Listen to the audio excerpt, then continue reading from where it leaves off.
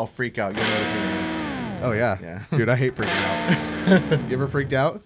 I woke up naked and freaked out one day. Whoa. Let's talk about a good time. This is the thing about the tip touch. You just never know exactly. Like, you may think you know where the conversation's going. Nah. But you don't know. You're like, wait a minute. I don't know. This is my first time, so we'll see. Well, I felt like I'm freaking out right now. Back in front of the camera again, right? Why are you wearing glasses? Oh, you know mine. All change. Yeah, she's wow. Okay, well, tip touch. Nice. Oh, that was that's how we Chris. do it. That was Chris. That was Chris. That's why we go with all glass. That's the beauty of glass. Yeah. Plastic, it's just like more of a thud. Who cares about the animals, right? What animals? Top of the food chain. You guys are talking too fast. I'm like, what? Ping pong, baby. Yeah. Sorry, I dosed my wife with some fentanyl before the conversation. What? Not right. Okay. Weird. Okay. Well, go ahead. Today we are doing another episode of the Tip Touch podcast, and this is normally a situation where Eduardo and I take the helm, but today I'm actually taking the back seat. Yeah. Let me drive. I'm still riding first class. Don't get me wrong. I don't ride coach. I moved out of the ghetto for a reason, so I didn't have to ride coach anymore. So you're living high, baby. So, today we have Daya on here, my lovely wife, Daya Otto. I'm a guest on my own podcast. Yep. And but today, Eduardo Garcia is taking the helm, so I'll be taking the wheel. So, we'll just call this a catch-up series for you two, right? You guys been obviously on the TV show, which you know by 90 Day Fiancé. So we're here to catch up on everything that's going on, right? Yeah. So just bring you the latest and greatest, see what's going on, what's new, what's not new, what's going on, transpiring in both of your lives. And, we're just going to start off with just a few questions. Maybe some people are curious to know, like I said, what's going on with you two. So I figured this would be a perfect opportunity, right? Yeah. Why not? What do you think? Yeah, I'm ready. Come on in, baby. The water's warm. A little cold. A little cold at first. It's actually a little cold. All right. I mean, let's get straight to it, right, guys? I'm ready. Well, how's your day going? First of all, let's just start off with that. Hey, this is one of the first times in a long time we actually are babyless for the day. Does it feel weird? I mean, it's awesome. To me, like, it's kind of hard when.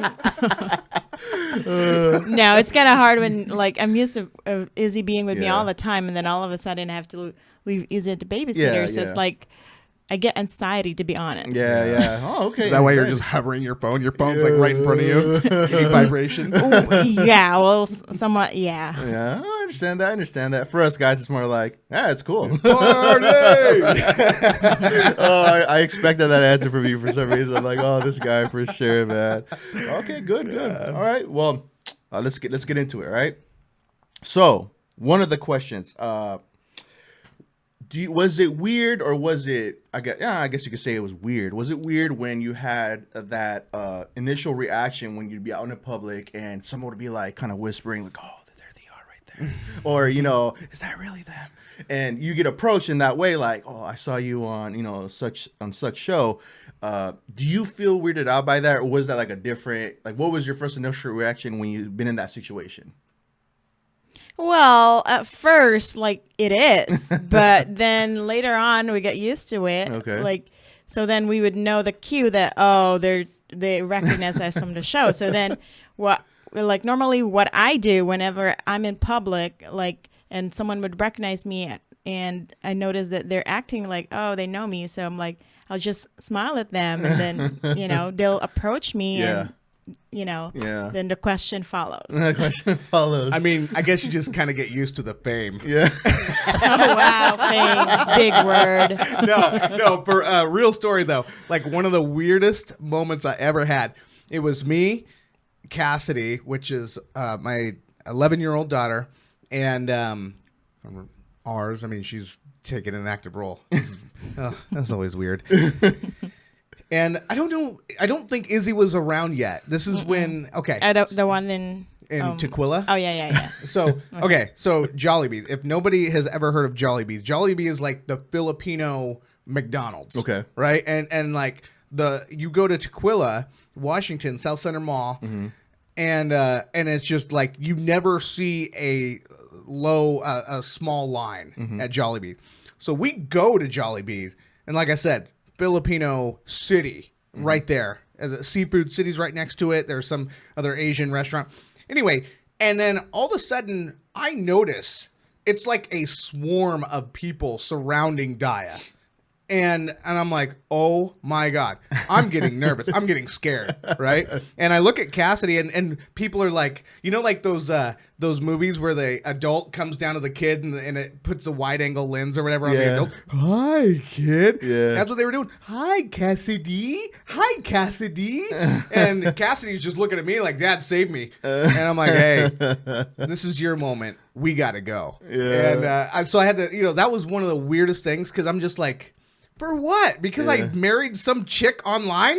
Is that what this is all about? So what was your reaction to that when that happened, talking to that in that situation? At first, I like it's kind of weird because like I was not used to it, but then later on, I'm like, okay, like I guess this is gonna be part of me. Yeah. Like it'll be there forever. Yeah. Okay. So was that like... would you take pictures with people too? Like, and even like, was there some people who were like, oh, can you take a picture with me? Or even like do like a little video? Like, has anybody ever asked you, when are you to do we used something to get like that? pictures all the time, right? Really? Yeah. Back then we used to do like, how do you call that? Like greetings, like we make like cards or like, the board where we write their like happy birthdays. And then we take pictures. Yeah, a lot of people would connect with us like on social media, on Instagram, and they'd be like, "Hey, can you throw a shout out to whoever?" And then you just write their social media name, and then take a picture or video or whatever. Okay, yeah, because I've noticed too that there's some people from the show that still do something like that now, right? Where they send like a little video shout out and they'll say so and so's name and all that. And I think that's the cool thing. I guess, that's where there are people that really do connect with your story or situation. And I think that's the fun part about it is where you're like, wow, you're just living your life, living normal. And then, you're getting phone calls or not phone calls, but messages online going, hey, I really connected to your story. And then you just kind of don't have the heart to say, well, our producer kind of wrote that story. That's not real. really our story. It wasn't real. It's a fairy tale. I'm just an entertainer and I got paid. Cold-blooded, man. No, I want people to know the truth. Like, there's just a lot of people that let the fame get to them, and chime in if you can. This is just my cynical of course. view. But I just saw there were a lot of couples that joined the show on 90 Day Fiance, and you saw a lot of disingenuous actions out there. There were a lot of people that really, really let the fame get to them. And so I was very conscientious of that. And I was like, man, I don't want to be one of those guys. So I was always really just like, because I knew that I wasn't famous for the reasons that like you would, like if you're an actor, I get it. There's a real skill. All that we were famous for was just, like I said, there was a situation where we got married. And that's it. Yeah. That is it. I mean, there are so many people that are doing that. And I think that, anytime you're in the public like that, there's a responsibility that you either learn to have or you just let it go to your head. And so that's one thing I was always trying to be careful with. And it was just something that I was trying to be careful. Okay. Nice. Want to add it to that? I think it hasn't. She's still lost. I talk too fast, and she's just like, "Wait a minute." In about 2 minutes, she'll chime in. All right. Well, sorry, I've been drinking a lot of caffeine today. What's in that coffee? A little vodka in there? Does vodka make you talk fast? I don't know. I guess, it slurs my words. I hit a crack pipe earlier, but that's different. So, what initially made you both want to do the show?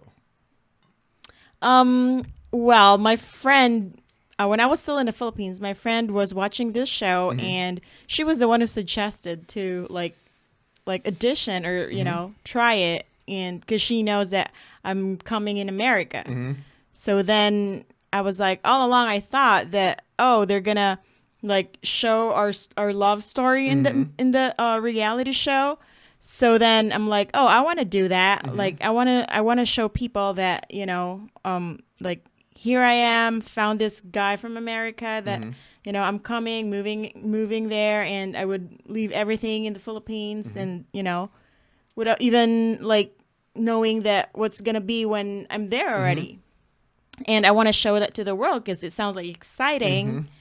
So then I told Brett, and at first he doesn't want it. He doesn't want to do it. But then Sounds later like on, but then later on, he was like convinced that, okay, let's do it. Like, it sounds fun anyway. Okay. Well, I think where you got me was you told me that, hey, they'll pay for your wedding. No, I didn't say That's that. what you said. You said Oh my they'll pay for gosh. the wedding. And then I'm like, well, they're going to pay for the wedding. I mean, you know, what's a little bit of, you know, incentives. a little bit. Yeah, here you go. Here you go. No, I didn't say that. Yes, you did. I wrote it down in my diary. No. I can't remember. Just kidding. Anyway, but yeah, that's what got us started, and it was scary because I remember what they did, they said, hey, we're gonna do auditions, and what they don't tell you is that they're going to use your quote unquote audition to let the whole world see, right? So here I am. I think I had like a big pimple in my head, and then I'm all giddy. I'm like, yeah, I love her so much, you know. And it was just like super cheesy. And I'm like, oh man, if I would have known that it was going to be video for the whole world, I would have been, you know, been a little bit better about it. But did you both ever think about like the outcome of this? What would it be like? Did you ever think anything like that? Like if we do go on this show and expose our story to everybody, I would want to say, like, what's going to come after that? Like, is there going to be the good and the bad from the good? Did you think about anything about that when you decided that, yeah, let's do this, you know? Well, like, to me, I wasn't really paying attention about it because I thought that it's just like a simple, like, you know, like just be shown in America. But I was surprised that, like, a lot of, like, people are watching it, and most of them are Filipino, I'd say. And, like, I never think about the, you know, like what's going to be if we'll appear on TV. Like, all I know is that, oh, let's do this. Like, this is fun. This is going to be our first time doing it on TV. So why not? Yeah. Yeah. Yeah. Well, okay. So as far as like all that went, I think where I saw was, like, I wanted it, I could only speak from my perspective where I was an American dude going to the Philippines, which when you do that, when you see that, like when I went there to meet her, I saw that there was a huge like disparity in age, disparity in wages. There was a big difference. And I would ask my wife, we were fiance at the time. And I go, man, I'm seeing some bald, fat, white people with these young, really attractive. No, I mean, and I'm not, it's just like, I'm not trying to like love judge or anything like that. But I'm just trying to say, like, to me, it looked like you're taking advantage of it because you're not going to see that same guy with that same situation in America. So I'm going, wait a minute. So, you know, like, it looks like you're taking advantage of a situation. And so was my concern was, is this by choice? Is she forced to do that? Like, what is and that's when I learned about in the Philippines there, especially in the lower class, that families will actually do that. They will let their young daughters go to these rich men because the reward is that the man will pay the family a lot of times. Am I right? Well, in some cases, yeah, mostly actually. But there are some as well that, you know, like they're just into like, you know, especially like old people, you know. Like Old fetish. but I mean, that was the thing is like, I just wanted at least to have that opportunity to let people know that, especially people in the Philippines know, hey, you don't have to settle for an old dude. Like there's a lot of good people your age that are financially stable that you can do that. But and I think that's one thing that the show did. In fact, after our season, that was one thing I told the producers that I said that's one thing you see a lot. Well, lo and behold, the next season they had some old dude. Sorry, didn't mean to cuss. But some old dude that was like in retirement age dating some chick right out of high school, some Philippine chick, and I'm like, that's exactly what I was talking about, you know. And it's just, and maybe they're happy, whatever. More power to them if they're happy. But I heard they are still together. That's so I think good, but it's gross. It's gross. It is. It is. I mean, imagine that.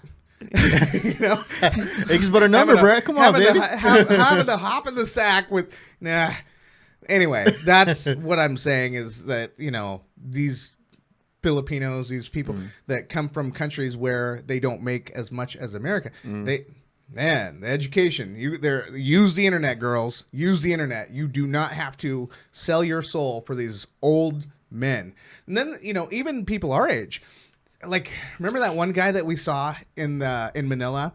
Remember that he was a black guy from Houston, and we were talking to him because I could hear the American accent. I'm like, oh, I finally hear an American in here, you know, and so I talked to him. I'm like, hey man, where are you from? And he's like, oh, I'm from Texas, and he saw us together. He's, you know, asking about our situation. I'm like, yeah, we're getting ready to get married, and we're just gonna start the paperwork and all that.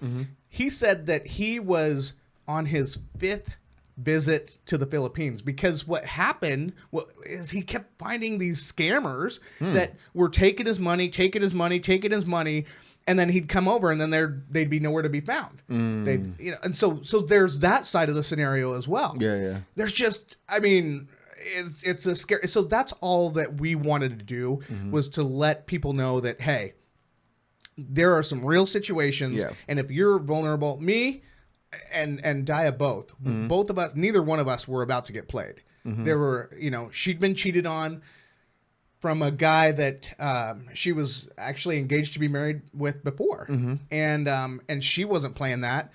You know, with me, I was in a situation before where things weren't exactly the way I wanted it to go either. Yeah, and so I'm like, man, once you've been played, you don't ever want to get played again. Yeah, and so that's so I came into that probably a little too cautious. I mean, that's where, like, I came in with a fake Skype name. A fake Skype name? What was it? It was Frank White because Biggie. You know, I'm the black Frank White, baby. I thought it would have been like shredded Brett or something like that. I don't know, like muscular Brett. Trying to catfish her. Okay, that came after we got married, and then I got to start eating again. So with that, how was it? So let's rewind time. I'm a little bit more backwards. How was it meeting for the first time? What was both of your first initial reaction? Got off the plane, saw her, you saw him. What was the first initial thought? Dude, go ahead. Ladies first, right? Well, at first, I was very nervous at the time because I thought he was scamming because like when I flew to Manila, he said that he reserved a hotel already. But the thing is, like when I went there, there's no name in there. I had to book it myself, and I had to pay everything, and the hotel that he picked was like a 5-star hotel, so it's kind of expensive. Yeah. So then I'm like, okay, so I have to pay all of this, and I don't have any communication from him. The last time I talked to him was right before I flew to Manila. So then I got very nervous. I was like, what if he's just faking it just or something you? like that? Yeah. And so then fast forward nighttime. I think that was midnight. Your arrival was at midnight, Took me 2 hours right? to get through customs. So 2 I hours. was, Ooh, yes, I was outside at the airport waiting for him, and he was giving me the exact time in his arrival. So I was like, okay, I'll stay 10. here, and I'll wait. I'll wait here, and then 12 midnight, and he's still not there. So I'm like, I was like, really? I flew I Yeah. did all this just to be scammed. Yeah, scanned and played. Yeah. Explain the hotel though. I didn't know that you paid because I had did. everything paid. No, I had. We stayed at the Remington. There was the Remington Hotel, and I had my itinerary. Everything was paid for in advance. Remember, you had to give Chum the money because I told you that he was the one who paid for it. I don't remember that. Yeah, because I had everything paid for. No, you didn't pay it because they would not let me in. They would not they were like, no, weird. there's no name in here, nothing. So I'm like, okay, let's just do this. Maybe it was a reservation, and then it wasn't until I got there that I paid that I was supposed to pay. But I know I had a reservation. Or you could have put it under the fake name Frank White. Frank White. Oh, I forgot. Yeah, it was under Frank White. You have a Frank White in here. You probably got the fake name in there. Poor Daya. So you were pretty much worried, thinking that this isn't real. He's not going to show up. He made you do all this just to pretty much stand you up. That was pretty much where you were at that point. Oh yes, because I waited it for almost 3 hours, right? Yeah. Outside in the airport, and Okay. I'm like, where is he? Is he still coming or not? Because Yeah. I was about to leave. Leave. Oh, But wow. then there's this guy whom he was telling that, okay, can you Here, yeah. So I get out of customs now. Okay. My phone, I don't have a roaming or a global, worldwide, or whatever charge. Yeah. So I'm beholden to the Wi-Fi of the airport. Well, the Wi-Fi at the Manila International Airport is super slow. And so now I'm freaking out. Because I'm like, man, I'm outside. I don't see anything. And it was so funny because when I left, it was October 31st of 2013. And it was Halloween. I left on Halloween. And I left in a jacket, so it was cold in Seattle, right? I come to the Philippines, and when that sliding door opened, right, I've got my luggage with me, and I just feel this gust of humid tropical air hit me, and I'm like, oh, I'm overdressed. Instantly start sweating. So then, and then I see, oh man, the Filipinos are the most hospitable people I've ever met in my life. So they approach you. Now they don't tell you that they're gonna charge you an arm and a leg until after the job's done. Yeah. But I see these two young men, and they're like, "Hey, who are you looking for? Who are you looking for?" And I said, "I'm looking for Daya and Mary Rose. I'm looking for Mary Rose." And I said, "Okay, wait here, sir. Wait here." And so then all of a sudden, and we're talking. You see people everywhere. Picture Manhattan, Madison, or on New Year's Eve, right? New York City, New Year's Eve, people everywhere. I'm going, you ain't gonna find her. Yeah. She looks just like every other Filipino. And all of a sudden, I see her show up in this black dress. She's standing right across the street. And it was like the movie scene where people, they meet for the first time. Yeah. And you're like, whoa, this is crazy. And she's sitting there, and I mean, it was just, and then we just so we hug, and then she's pushing me off like, hey, we're in the Philippines, you can't do this in public. Oh, really? Yeah. Okay, really? Yeah. So was that kind of like a, wait, what? Kind of like, oh, my bad, I'm sorry. No, because the thing in the Philippines is well, I don't know now, the generation changed. Yeah, for sure. But then Things just ain't the same for gangsters. Yeah. yeah, but back then, if you are showing so much affection in public, then people are gonna be staring at you, especially those old people. Yeah. Like the adults, they'll be like, "Oh, come on, go get a room." And Really? And then they'll be looking at you head to foot and really, Kind of judging you right off the bat. Yeah. Oh, So then I told him that when you get to the airport, let's not be that affectionate to each other, because I don't want to be people judging us. Yeah. Just look like friends. Yeah, right. But I bet you were probably, from your standpoint, you were probably excited to see oh, she's real. I'm happy to see you. That would be my first initial reaction. Oh, Give a dude, hug, I mean, that's it. Okay, cool. But so we met online January of that year, and now here we are in October, and this is our first physical contact with each other. Yeah. And it was just it was like magnet. I can't pull away.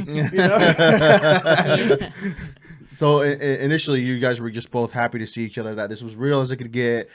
You both are finally at this position right here to be with each other. And, and that was it. Like, so what was the first thought of doing when you got there? Like, what was your first? Oh, wait a minute. Well, keep it PG. Midnight. Okay. I forgot. 10 o'clock, Check in right? at 1 a.m. We haven't seen each other. This is the first time you're seeing each other, and all you've had is Skype interactions, if you know what I mean. I didn't mean to go that route. My bad, guys. So, we kissed. Okay. We gave you a little peck on the cheek and said goodnight. Fair enough. So the first couple days you were there, did you guys already kind of have planned out of what were you guys gonna do? Like, we're gonna go visit this, we're gonna go do this, I'm gonna show you this. Like, what were the first things both of you wanted to do? Oh yeah. Before he flew to the Philippines, like he already booked. We were planning to go to Palawan. It's like a big resort in the Philippines, and he already booked everything, like the flight, the hotel, but then we weren't able to do it because the typhoon Yolanda, was it? It hit 2 islands over from us. Tacloban, right? Is that Tacloban? Tacloban, yeah. Tacloban.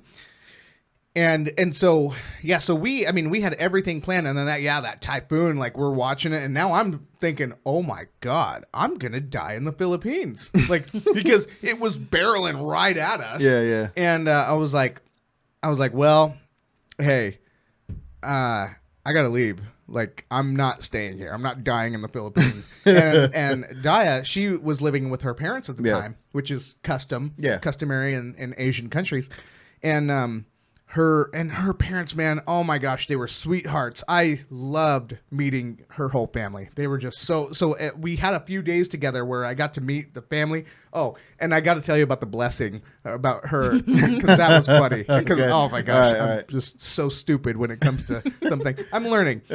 But anyway, so the typhoon's barreling, and the rain was just coming down so hard, and they had tin roof at the time, and it was like, it was peaceful because it was so like, wow, this is tropic weather. Yeah. This is crazy.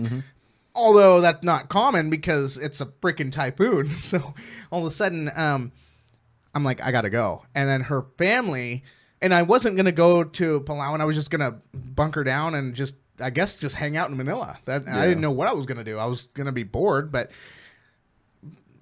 she was able to convince her family that, hey, we'll just stay in Manila for the next few days. So we had to change our itinerary a little bit, or change our plans. And we ended up making the best of it. We ended up going on a movie date together and all that. Nice. And so way up in Manila, we were out of the storm. And how many people lost their lives in that thing? It was like 10,000 people, I think. It was bad. And at the time, it was the world's largest typhoon until that following spring. I think Mexico took the title. When we're in Mexico. But anyway, so then meeting her family, they're, so they're Catholic. They're Roman Catholic down there, big part of the culture. And so I thought when you bless the family or whatever, like, they hold their hand and then you put your whatever on your hand on the head, right? Yeah. Like you do it like this, and then it's like a respect for the elders. Okay. So what you do is that whenever you greet your family, you do it like that for the elders. Yes. And it was so funny because he thought that if the elder would reach the hand to you, you would kiss. Yeah. I would have thought the same thing. He goes, whoa. My grandpa was like, I can so picture that. And then I freak out. I'm petrified. Like, what did I do? Disrespect. They chase you out the house. It's stupid Americano. No, honestly, that would be, for some reason, I would have thought the same thing. Let's just say that. That's funny. That's funny. Yeah. So before that, were you super nervous to meet her family? Because, I mean, when it comes to, when the boyfriend goes and meets the girlfriend's family, for me, I can just say I was kind of like nervous. I hope they don't ask too many questions. It's just like, you feel a little bit more like intimidated in a way. But I mean, how'd you feel? Most certainly intimidated, especially when I'm trying to respect the culture. Yeah. And a culture I'm brand new to, by the way. Sure. But luckily, I had one of her uncles. So the cool thing about the Philippines is if you have family that's in America, most likely you have military family, right? A lot of people that were stationed in the Philippines ended up marrying Filipina. So her aunt had married someone who was in the Navy. Okay. So he's kind of like giving me tips along the way, like, hey, her dad, he's not going to talk a lot, but he's going to be very observant. But he only means the best. He has the best of intentions. He's a very nice guy, but he's going to observe a lot. For sure. So he braced me for that, and that was cool. But it was just like it was the best time. I mean, her mom, oh my gosh, her mom was incredible. I was like, this is perfect. Like the mother-in-law, I wish she was here. Really? I wish, my gosh. I would want her to live with us. She is the most incredible woman. Incredible. Like the way that she raised her children was just perfect. I'm so excited for Izzy to finally meet her family, her Lola. But anyway, yeah. So just a gem of a lady. And her dad just very smart. He was in politics in the Philippines. Okay. And so I really like anybody who's in politics. Of course, you know me, I'm very engaged in politics. I love that because I just love community. I love all that kind of stuff. So knowing he had that background, it was cool. But then seeing the daily life of the Philippines, like her mom was a butcher, and I would go to the market and they would have like a pig's head chopped off and just sitting there looking at you. You know, they would have chickens upside down just hanging, you know, and ready for you to buy. And it has this smell and, you know, where it's like freshly slaughtered animals, but and fresh fruit. Oh my gosh. The fresh fruit, fresh vegetables. There were these, hey, what are those things called that were, that had pokey on the outside? It's rambutan. Yeah. Have you ever heard of that? I think I know what it is. Yeah, they have that in here actually. They do, like, but it's kind of expensive. Okay. I was like, whoa, for like just a small portion, like it was like $20, and I'm like, Man. what? That's so expensive. But then just because I'm craving, like I have no choice. I'll still buy it. Yeah. Reminds you of home. So were you a little worried about like, I hope he doesn't say this. I hope he doesn't do this, or you know, were you worried at all when he met your parents or your family? Like, was it any concerns, or were we just like, I wasn't really particular with how you act, right? Like, I just let him be himself? Okay, Yeah. okay. And so she has two brothers, one older, one younger. Okay. And the older one, he's very much like his dad, just very, very, very nice, but just very observant. Doesn't really talk a lot. Yeah. But her younger brother, it was like, you know, it was like him and I are the same. We both just talk, you know, and we're both just like totally rambunctious, silly, goofy. Yeah. So we just like connected. We're just like BFF. And so I can't wait to get to see him again. Nice. And anyway, so that was the family life. Going over there and like the families all live close to each other. Like you could literally touch your neighbor's house. Okay. They're so close together. So when you would walk out from and then the thing with when you wake up. So she knew that I was an early wake. Yeah. That I woke up early every morning. So she's like, hey, you're going to wake up before I do. So when you do, go to my neighbor's house across the street, give her a few pesos for coffee. Yeah. But just walk in the front gate and say, Ayo. And Ayo is like, hello. Yeah. And then they will sit you down and they'll make you coffee. Wow. Yeah. And so you just give nice. them coffee, and they have like little stands that you can buy like detergent, little Coke, and then like what's in the bag? Water. You can buy water in a plastic bag. Oh, really? In Mexico, they sell sodas in plastic bags like that. Yes. Yeah, I think I've talked to you about that. Yeah. Too. Yeah. Crazy. Okay. Yeah. Okay. So it was just cool because they're like trying their best to talk in English, and they're of course they're telling their stories about their family that married an American or an Australian or European, and you know, and they love that. And Nice. Yeah. So what was obviously when you're close to family like that and you have family functions, what was the first because I'm curious, I'm asking the question, this is like my own personal question, what was your actual like first really so good meal? Because I know Filipino food is bomb. So what was like your first big meal there, like when they home cooked it, everything? What was the one plate or the one type of food that they made that you were just like, this is amazing, Yeah. I want more? Well, so when we went there, Daya's Lola made. They were all just in the kitchen, and everybody was making a dish, and so they had this huge round table, and they had a lazy Susan on the top. I mean, this thing, it was like a feast. So you're talking, you could have pork, spaghetti, fish, chicken. I mean, it was all there. So it was like, it's just a Filipino thing. Like when we prepare foods, it's like lots of food in there. Or I don't know if it's like an Asian thing. I don't know, but like that's how we prepare food all the time. So like I let him try like almost everything. Yep. So that's what it was. It was just like a little bit of everything. Okay. And it was that. I loved it. I loved how fresh the food. The only thing that was weird was the beef. So in America, we freeze our beef, right? So when we not freeze, I'm sorry, cool it, refrigerate it, whatever. So when we get it at the store, it still has all the blood in it and all, so that makes it juicy. Yeah.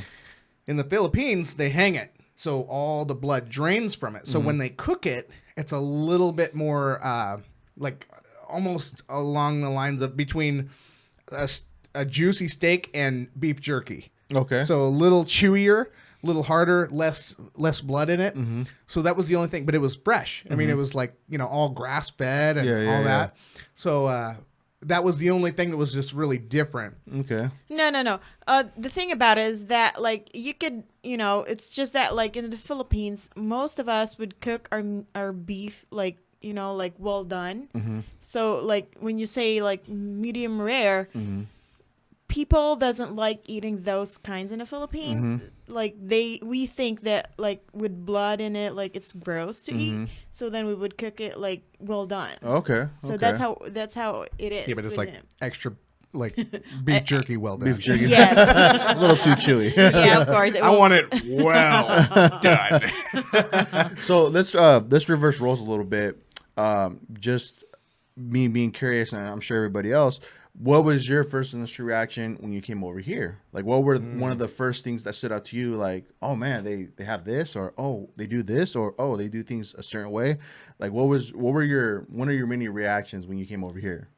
Well, when I came over here, I wasn't really because I have lots of relatives that like already showing us about what America is, so I wasn't really that surprised. What I was exciting about at that time was just the snow because I haven't touched the snow yet. Yeah. That's it. But like aside from that, like I wasn't really, Wasn't really like, oh man, this is so cool or anything like that. Yeah. Okay. Although, like I cried because when I got here, like a week after, like it sank in that, oh my gosh, I'm doing all this by myself. Yeah. Like, I don't know how to cook. Yeah. I don't know how to do the laundry. Like, I grew up in the Philippines with someone that, that would help me. Like someone would do my laundry. Someone would, everything. Like all I do in the Philippines is just sleep, eat, hang out with my friends, and that's it. The life, man. That's the life. Bachelor pad.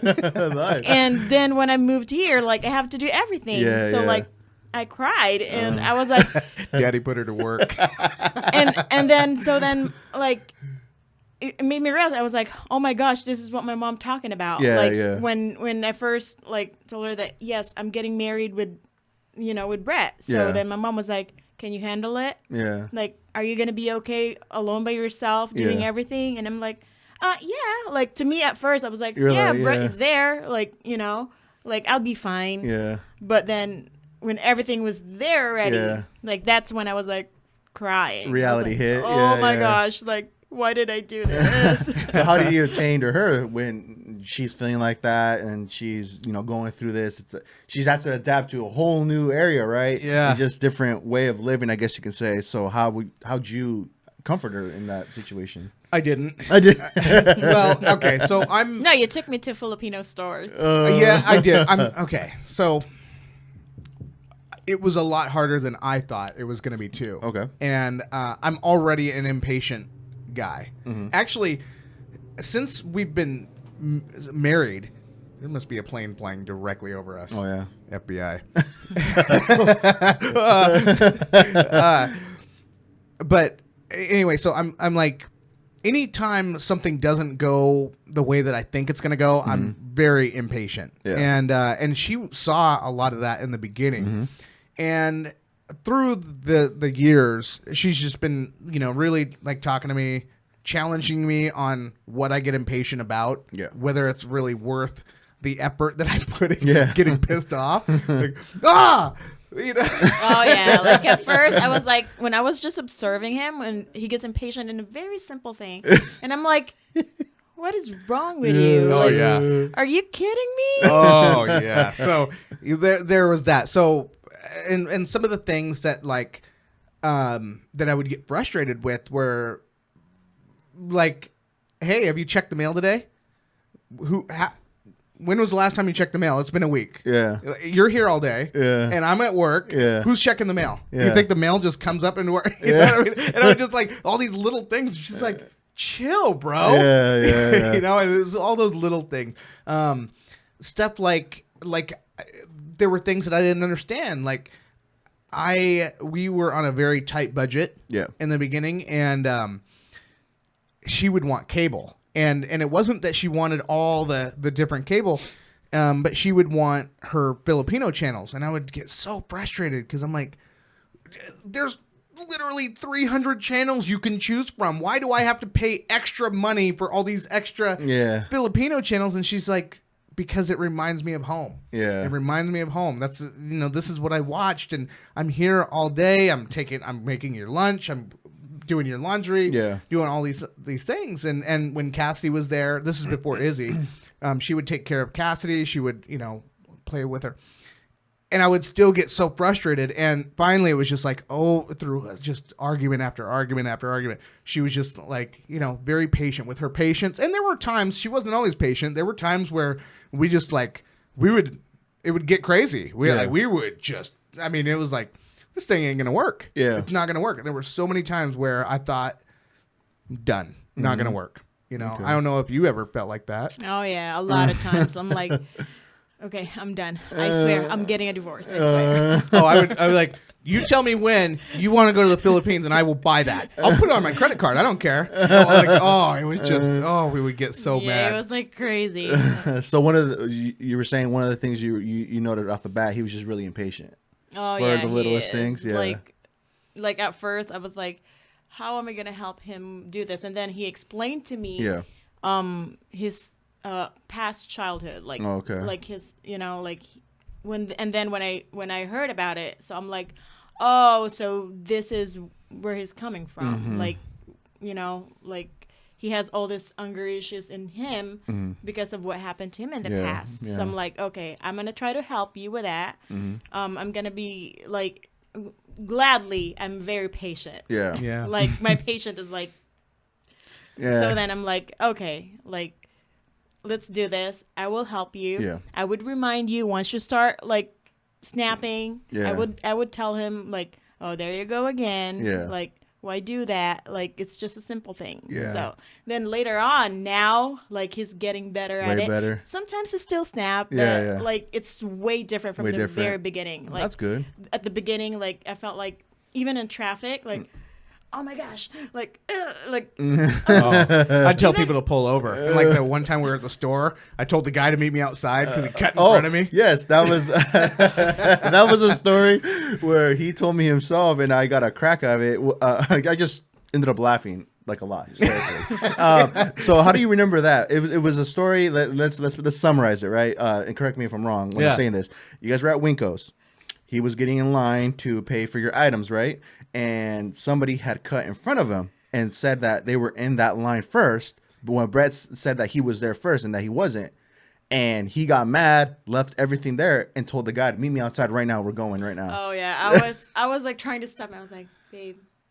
She literally placed herself as a human barrier between me and him. Really? And like the cashier's looking at it like, I'm waiting for him to push the button. Yeah. He was so pissed, like all red. And I was like so scared that I'm like, you better not do it. Because he almost like punched the guy, old guy. And he was old enough to fight. And I'm like 75, bro. I kept like telling him, babe, he had a cane. Stop. Just let him. Like, it's no big deal. So what if he goes first? Yeah. But then he was Talking like, to Mike, babe. So he was like, he was like this. I was like, No, I was like, what they were doing, it was a husband and wife. Yeah. And they were standing in two different lines to see which one was going to go faster. Yeah. So then I see them doing it. I'm like, pick a line, bro. Yeah. And then so he sees that the line we're in is going faster. So he brings the wife over and no, this ain't your line. Yeah. Go over there. You guys were waiting over there, you know? And then he's like, no, I'm going to wait here. I said, okay, you wait here and then you're going to wait outside. I'm not doing this. I'm not doing this. You don't do this. Yeah. And then he's like, and then his daughter was with him. And this is where I'm embarrassed. This is why I'm not telling this story because I'm proud. I'm saying this is one of those things where it was an eye opener that you need to chill. Yeah. You need to chill. So his daughter's there, and his daughter's like in her early 20s. Mm-hmm.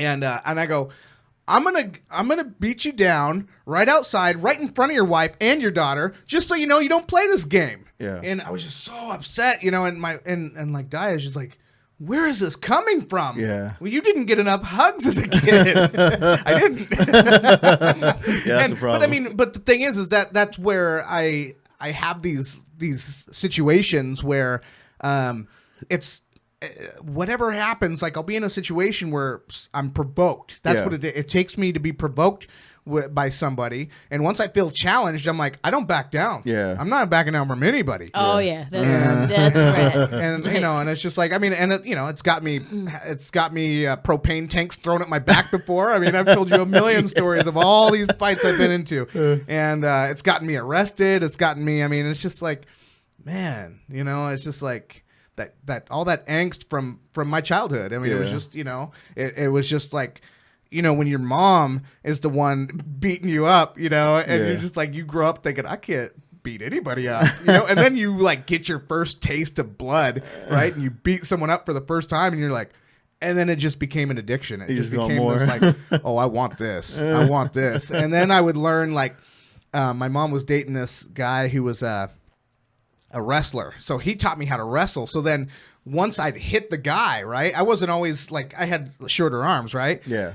But if I could get the person down on the ground and I could wrestle them, then they were done. No one could ever take me. Once we were wrestling and I could get you down on the ground, you'd never win. Well, with that being said, that the incident at that grocery store, now putting this in the sense where when you were filming the show, how was it being able to cope with those problems on air when filming? Like, how was it to where both of you, did it just come out naturally where you wouldn't think that there was a camera behind you and just kind of like it just came out, I guess, organically? Or no, we knew the cameras were on us. Yeah. Go ahead.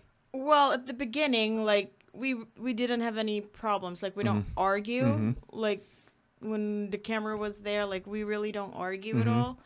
It just so happened that, you know, no arguments whenever they're around. Yeah. But like as a normal couples, of course, argument is always there. Yeah, yeah. So then, like, I think the only time that we argued when the camera was there was when with your mom. Yeah, right? Yeah, I think that was the only thing. But then, like, aside from that, like, we really didn't. Yeah. It's easy, like, when you know. Okay, so if I'm being provoked and there's no cameras around me and I know nobody's watching, then I just go back to my own, you know, I just revert to my childhood, you know, where it's like, and I'm getting better as I get older. Yeah, yeah. But when I know cameras are watching, I have it in my head that they are looking to catch you slipping. They are trying to catch you slipping, and they're going to put that on the air. So like the situation with the roses, with the flowers, the crew had filmed the scene where they show Daya and I, she's in the Philippines still, in Manila, flying over the next day to come to land in Seattle. And the camera catches me saying, yep, I'm going to bring you a dozen roses. I'll meet you at the airport with a dozen roses. So we say that. So the show, we get off the phone, and the show, I remember Kirthy Fix was our field producer at that time. She was like a field producer for like MTV. What was that? Teen Mom or whatever. She was along those levels. So that's the type of drama that this producer was into. Yeah. I didn't know that, though. I didn't know her background. And so she goes, hey, Brett, we'll cover the flowers. She just said flowers, and I'm just thinking, I'm not thinking anything of it. Yeah. So then we go to the flower shop in Snohomish to pick up the flowers, and all of a sudden it's like this bouquet, what you guys saw on TV. Mm-hmm. And in my head, I'm going, well, the show is buying the flowers, so I'm not going to trip, because the flowers, because Kirthy was like, but Brett, these aren't the flowers that you asked for. You asked for a dozen roses. But I'm like, I see the camera. I see that, and I'm like, yeah, but I didn't buy, this isn't my money buying these flowers. I can't be mad. I'm not going to be mad. Yeah. You bought 'em. And so they didn't air any of my reaction to it. Okay. Daya didn't know any of that. All she knows is that I promised her a dozen roses. The show bought the flowers, but she didn't know it. This is supposed to be my money buying the flowers. Mm-hmm. And then and she was just asking a question. She wasn't like interrogating me. Like, why didn't you? Am I not good enough for flowers or for, you give me spring flowers and not roses? And so that's where they were using, those are the situations that they use. They write those into the script to catch you slipping. And then once they catch you slipping, that's where they got you. Okay. That's where your character is formed. Okay. So was there anything that stood out to both of you when you guys watched like a rerun of it and you guys were like, wait, what, really? Like they would really put it out in that certain way to where it wasn't really what it was when you guys did the filming? Was there anything that surprised both of you? Like, really? Why would you, I didn't say that, or I didn't do that, or it wasn't meant to be this way. So, in the beginning, like it surprised me a lot, like especially with my family. Like they started calling me and telling me, why did you act like a brat on TV? But okay, so the situation with the ring, and I know we've told this story so many times, but the real scenario was when I had bought the ring, she thought that I was getting scammed from the person, from the jeweler that I got the ring from. Okay. And she's like, I think you got scammed. And that's what she told me. She's like, and she didn't ever one time accuse me of buying her a fake ring out of my own intentions. Yeah. But they start like, well, what if he did have intentions? What if he had bad intentions? Yeah. And then, so when you answer these questions, answer them in that form. Mm-hmm. What if it were, and she's just playing ball, right? In the beginning, we were just playing ball, like, oh, okay, well, this is what you want, until we learned what the technique was. But by the time you learn that, it's already too late. Yeah. So, it was very, it was devastating for her, because, like, for me, I'm like, yeah, this is how Americans talk online. You read the comments and they just say the most vile things. I remember this one guy, oh, man. Like, that's one of the reasons I bought a shotgun, is because he was asking people online for our address. Really? He goes, somebody online has to know their address. And I go, okay, I'll be ready. Yeah, there was even one person that says that, I'll pay, give me the address, and I'll pay just, Yep. Really? Since then, I've accumulated an AR-15. Say, you wanted me to go and down a home the list? security system. So, we're ready.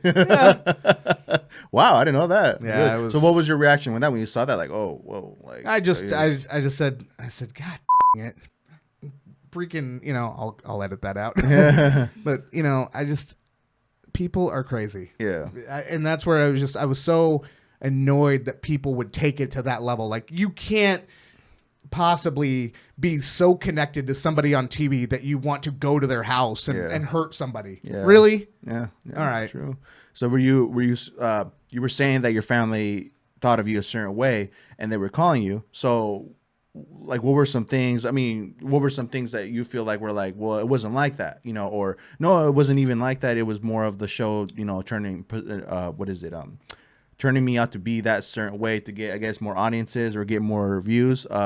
Was it a thing where they were mad at you or disappointed, or how did they feel? At first, like when they first saw it, they're like, why do you act like a brat on TV? Like, why do you have to say those things? And I'm like, no, that's not how it is when we were filming. Like, they edited it to make it look like that. And I have this one aunt from Virginia who was like, she was the one who was telling all of my relatives, like she was the one explaining to them that no, this is not what happened, because like she was there as well when she saw the filming one go time. down. Yeah. Okay. So then, but like the judgment is already like there, place. and and so then I was like, okay, if that's what you think about me, then like I can't do nothing about it anymore. Like just say whatever you want to say, but like to me, as long as that one aunt believed me, Yeah. then That's more than enough. yeah, I'm not gonna okay. explain myself anymore. Although it kind of hurt because Yeah, it's your course. family that is judging Yeah. you, and like you can never explain to them anymore because in their mind, like, oh, we saw what you did already, so hush. Yeah. And the funny thing about that is then this is after they air that, and there was a lot of online chatter saying and we were saying no, that's not how it went down, yada yada. Well, then my mom was upset at the time, so then she jumps on social media and says no, it was exactly like that, and it kind of came back to bite her in the ass because we filmed a spinoff, Yeah. and they showed her husband, who was a former alcoholic, or I guess once you're an alcoholic, you're always an alcoholic, right? And No, not really. well, whatever it is. But anyway, so she met him at AA, and the show we had this the scene played out where we were all having this like group therapy, family therapy session, Yeah. and we're all just like going at it, right? And then the show is like, well, why don't we just go out and have some drinks? Yeah. And already one season into this, I know the game they're trying to show you that you're now drinking, and then whatever you say, they're gonna clip it. I already knew that going into it, but I wasn't gonna tell them. Yeah. And so then he started getting some drinks, and I said, they're gonna show him. They're gonna make him look like an idiot. Yeah. Once you break out alcohol on TV, that's instantly the moment that you start looking like a buffoon. Okay. And that's exactly what they did. And I was just thinking, oh, everything's exactly as they filmed, right? So what made you really want to go ahead and do a second run on the show? Like what were each of your individual's own opinion of why you wanted to go back on the show? What was yours? I had mine. Well, I was just like, if I just told you before that if you want it, then okay, I'll do it. Okay. So the only reason I just wanted to clear our name. I wanted the world to know that Daya is not at all that way. She is not a gold digger. She's a good lady. And so I wanted her reputation to be saved. Kind of clear it up from that. And but this show, they don't care. They were, they just wanted to do their own thing. And I think on that, they were more kind to us than they were just kind of showing the craziness of my family, which, I didn't want to humiliate my family. I mean, my family, the reason why I don't talk to them anymore is because they won't change. They are in a rut. They're going to stay there. They're never going to change. And I've cut all ties with them to say, I don't need that chaos in my life. And I'm not going to let my children feel any love or connection at all. Yeah. So that they feel a loss or whatever. So, that's what I want to do is just clear her name, clear my name. But then they just wanted to bring my family into it so much that I was like, no, you can have, what's the girl that they had their own spinoff? Pedro is the husband. Chantel. Yeah. You can have them. That's very much what they would have seen with our family. Oh, okay. Not gonna They have still that. make it look like even when we did the season 2, they still edited it like to make it look like his family doesn't accept me. They made it look like they were still mad at me, like they're still judging me. Yeah. When in real life, like it was the family, and Brett was fighting, and it wasn't me. Actually, okay. I was like we were communicating, we said sorry to each other, but of course they didn't show that on TV. Right. And like I was like, oh, so they really had this like storyline to make it look like the family would never accept me. Yeah. Yeah. So they try to kind of reverse the whole thing and make it seem what it really wasn't. Yeah, okay. that's exactly what it was. So like the line that they were trying to, it was my mom's husband trying to use it against me. Oh, you just married a mail order bride. Well, it was an attack on me, but the show crafted it to where it was it was to make it look bad on Daya. Okay. You know, like, oh, you're just amounted to a mail order bride in his eyes. So, you know, and that's not, I know that wasn't his intention. Yeah. But, you know, they show him drinking, whatever. But, you know, hey, it's all true, right? Yeah. If it's on TV, that's exactly how it went, right? Okay. So initially, what was the kind of like the last straw for both of you? Like, what made you not want to go back and say, you know what, I'm good, we're good, and let's just live our lives and, you know, right into the sunset? What was kind of like the reason? Right now, seeing this 90-Day Fiancé they're doing with the other cast people, wherein those other casts would throw, you know, badmouth others instead of supporting, like, that's like so low. Oh, yeah, the castmates. I mean, Like, I can't take that. hey, Okay. there's a few castmates that I'm just like, you are so disingenuous. You're so fake, you know, going out and doing their thing. But I would not want to put myself out there to where I'm like going head to head and, you know, throwing it all out for the, you know, I mean, I guess that's just where am I going to be in life? You know, when you see, when my kids are old enough to start looking at social media, what are they going to see when they Google me? Yeah. You know, are they going to see that, oh man, Dad was stirring up drama? You know, no, they're not going to have that. And, you know, so I've got to have that example. I may get silly, like they might see, you know, me get a little goofy online from time to time, but that's just my sense of humor. And they know, they see that sense of humor in the house. But they're not going to see me sowing chaos in the world and throwing people under the bus. And, you know, that's just so weak. For sure. So you could say that probably the show just kind of started going a different direction to where you're like, we're good, you know, we don't want to do this anymore. Well, we didn't want to set up, we didn't want, when it comes to the producers, they would make it sound like, oh, we're so happy that you're a part of this. We're so happy that you're part of this. And then, like, you know, during the spinoff, we're expecting, you know, it was $1,000 an episode, right? The first time we got paid, it was $10,000 for the whole season, and they don't pay the foreigner. So what they do is, really? Yeah, yeah. If you don't have a social security number or an alien ID number, the alien ID number, is that what you call it? SS number. A what? An SSS number. Yeah. Well, okay. So whatever, a number that you can for taxing purposes. Yeah. Then the agreement that you sign as the non-American is saying, yep, I'm just here. You're just using my but you can still, I think it was $1 million that they can sue you for. They can sue you for any damages if you like go out and speak against the name, you know, make any disparaging remarks against the show or the network or the producers, whatever. Then they can sue you.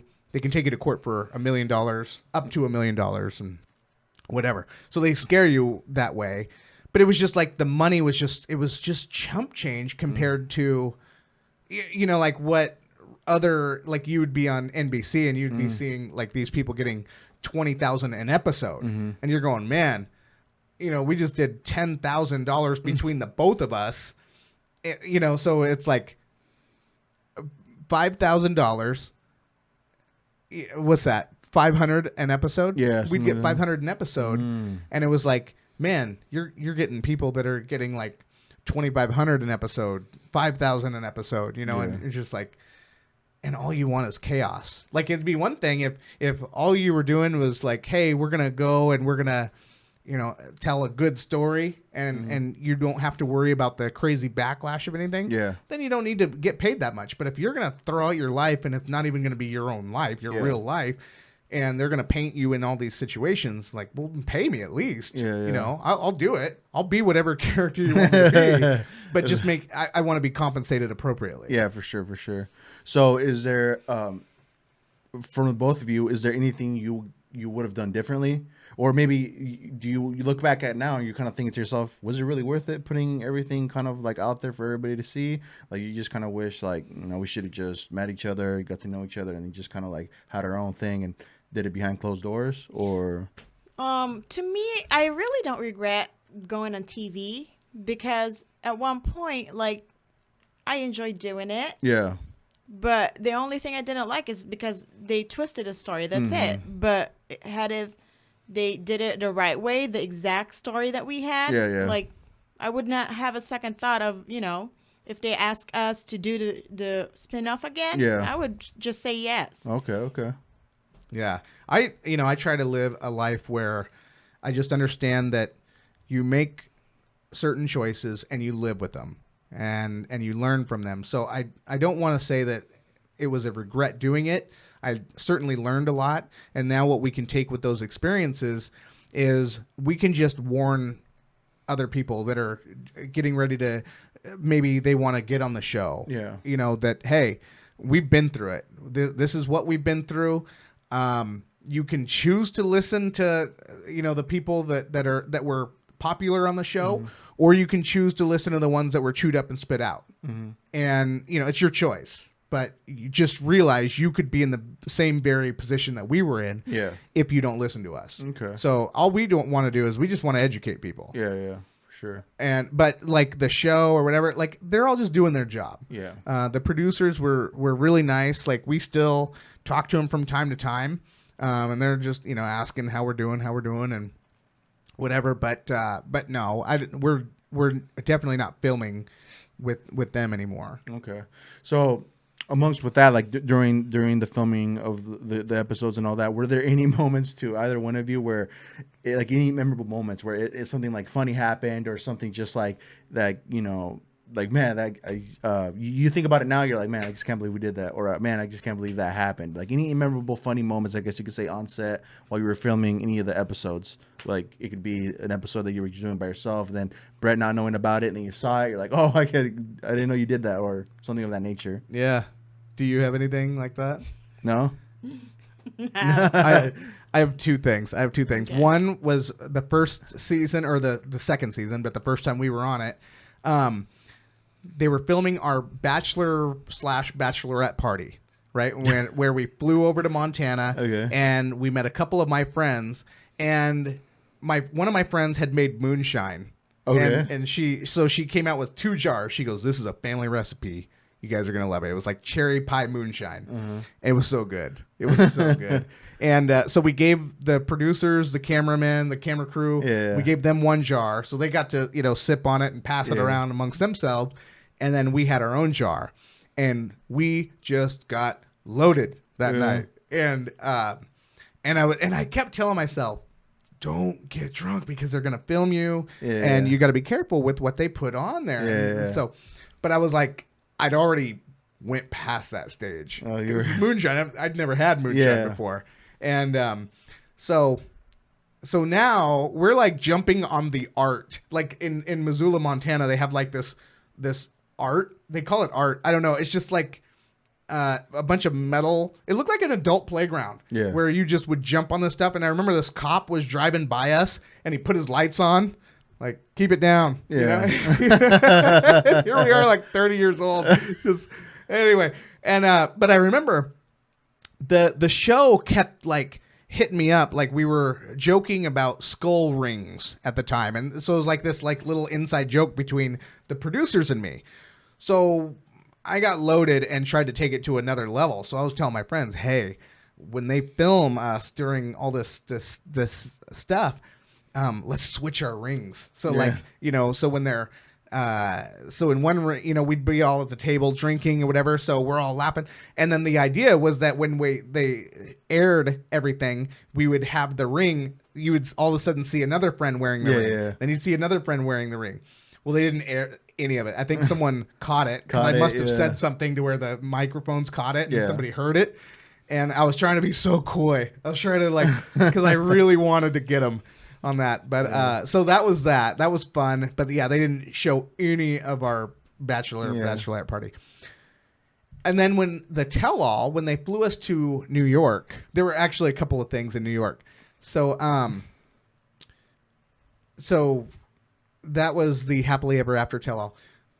We had run out of alcohol at like 7 a.m. So we met. Remember Melanie and DeVar? Oh yeah. They were the ones that had the wine. No. It was Russ and Powell.